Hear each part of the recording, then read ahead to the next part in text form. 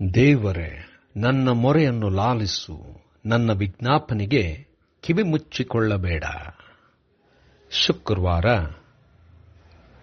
11 April 2025 ಈ ದಿನದ ವಾಕ್ಯ ಧ್ಯಾನಕ್ಕಾಗಿ ನಾನು ಆರಿಸಿಕೊಂಡಿರುವಂಥ ವೇದ ಭಾಗವು ಮತ್ತಾಯನು ಬರೆದ ಸುವಾರ್ತೆ 16ನೇ ಅಧ್ಯಾಯದ 4ನೇ ವಚನ.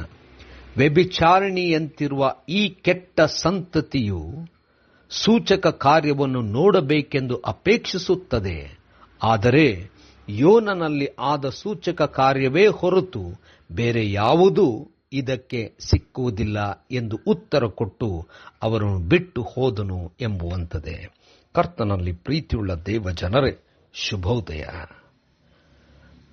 ಯೇಸುವು ಫರಿಸಾಯರು ಸದ್ದುಕಾಯರಿಗೆ ಅವರಿಗೆ ಸೂಚಕ ಕಾರ್ಯ ಸಿಗುವುದಿಲ್ಲ, ಸಿಗುವಂಥದ್ದಾದರೆ ಯೋನನಲ್ಲಿ ಆದ ಸೂಚಕ ಕಾರ್ಯ ಎಂಬುದಾಗಿ ಹೇಳಿದನು.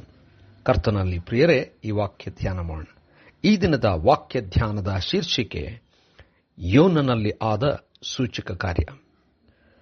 ಕರ್ತನಲ್ಲಿ ಪ್ರಿಯರೇ, ಯೇಸು ಸ್ವಾಮಿಯು ತಾನು ಉಪದೇಶ ಮಾಡುತ್ತಾ ಅನೇಕರಿಗೆ ರಕ್ಷಣೆಯ ಮಾರ್ಗವನ್ನು ತೋರಿಸುತ್ತಿರುವಂತಹ ಸಂದರ್ಭದಲ್ಲಿ ಫರಿಸಾಯರು ಸದ್ದುಕಾಯರು ಯೇಸುವನ್ನು ಪರೀಕ್ಷಿಸಬೇಕೆಂಬುದಾಗಿ ಆಕಾಶದಲ್ಲಿ ನಮಗೆ ಒಂದು ಸೂಚಕ ಕಾರ್ಯ ತೋರಿಸು ಎಂಬುದಾಗಿ ಕೇಳಿಕೊಂಡರು.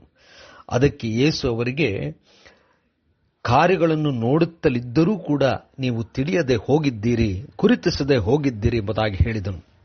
ಯೇಸು ತನ್ನ ಕುರಿತಾಗಿ ಹೇಳುವಂತವನಾಗಿ, ಇವರು ಎಲ್ಲವನ್ನು ನೋಡುತ್ತಿದ್ದರೂ ಪ್ರವಾದನೆಗಳಲ್ಲಿ ಇಷ್ಟೆಲ್ಲ ಯೇಸುವಿನ ಬಗ್ಗೆ ತಿಳಿಸಿದ್ದರೂ ಯೇಸುವಿನ ಬಗ್ಗೆ ಅರಿಯದೆ ಹೋಗಿದ್ದರು. ಈಗ ಆಕಾಶದಲ್ಲಿ ಸೂಚಕ ಕಾರ್ಯವನ್ನು ಕೇಳುತ್ತಿದ್ದರು.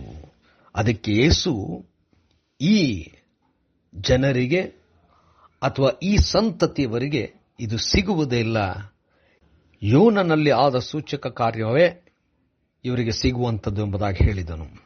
ಅಂದರೆ ಯೇಸು ತನ್ನ ಮರಣ, ಸಮಾಧಿ ಮತ್ತು ಮೃತ್ಯುಂಜಯನಾಗಿ ಎದ್ದು ಬರುವುದ ವಿಚಾರವಾಗಿ ಹೇಳುತ್ತಿದ್ದನು. 3 ದಿನ ಯಾವ ರೀತಿಯಲ್ಲಿ ಯೋನನು ಮೀನಿನ ಹೊಟ್ಟೆ ಒಳಗಡೆ ಇದ್ದನೋ ಅದೇ ರೀತಿಯಲ್ಲಿ ಯೇಸು ಸ್ವಾಮಿಯು ಭೂಮಿಯಲ್ಲಿ ಸಮಾಧಿಯಾಗಿದ್ದು 3ನೇ ದಿವಸದಲ್ಲಿ ಸಾವನ್ನು ಸೋಲಿಸಿ ಮರಣವನ್ನು ಗೆದ್ದು ಮೃತ್ಯುಂಜಯನಾಗುವನು, ಈ ವಿಚಾರವಾಗಿ ಹೇಳುವಂತವನಾಗಿದ್ದಾನೆ. ಸೂಚಕ ಕಾರ್ಯ ಇದು ಶ್ರೇಷ್ಠವಾದದ್ದು, ವಿಶೇಷವಾದದ್ದು, ಖಂಡಿತವಾಗಿ ಯಾರು ನೆನೆಸಲಾರದು, ಎಲ್ಲರ ಗ್ರಹಿಕೆಗೆ ಮೀರಿರುವಂಥದ್ದು. ಯೇಸು ಅವರಿಗೆ ಹೇಳಿದನು, ಅವರಿಗೆ ತಿಳಿಯದೆ ಹೋಯಿತು. ನಮಗೋಸ್ಕರವಾಗಿ ಸತ್ತು ಹೂಣಲ್ಪಟ್ಟು ಮೃತ್ಯುಂಜಯನಾಗಿ ಎದ್ದು ಬಂದ ಸ್ವಾಮಿ ನಮ್ಮ ರಕ್ಷಕನು, ಮೆಸ್ಸಿಯನು. ನಂಬೋಣ. ಕರ್ತನೇ ದಯಾಮಯ ಸ್ವಾಮಿ, ನಿನ್ನನ್ನು ನಂಬಿದ್ದೇವೆ, ನಮ್ಮನ್ನು ಬಲಪಡಿಸು. ಯೇಸುವಿನ ನಾಮದಲ್ಲಿ ಪ್ರಾರ್ಥನೆ ಬೇಡಿದೆವು ತಂದೆಯೇ, ಆಮೆನ್.